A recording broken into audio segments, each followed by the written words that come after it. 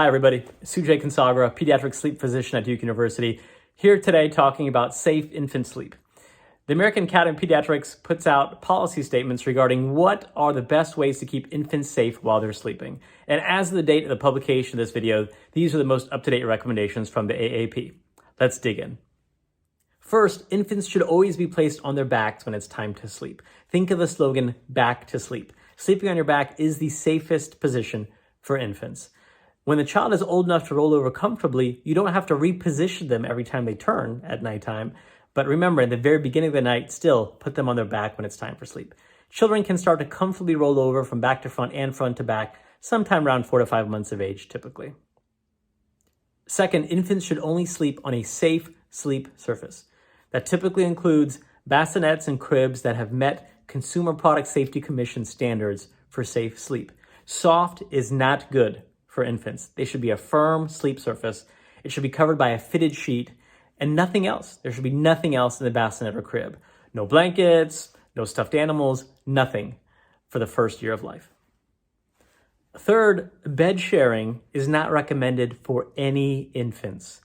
An infant should not be sharing your bed surface when it's time for them to sleep. It is unsafe, both because of the material in your bed and because of you. When you're sleeping, you are not conscious to what's going on in your world, and it can be very, very unsafe for children.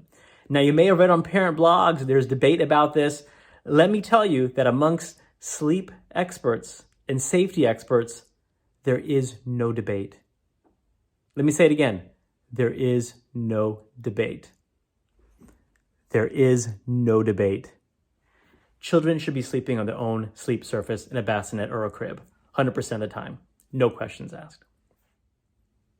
Now, this doesn't mean you shouldn't be having them close by to make it easy to feed them, to nurse them, to soothe them, etc., but they should not be sleeping in your bed. Although sharing a bed is not recommended, room sharing is recommended, at least for the first 6 months of life.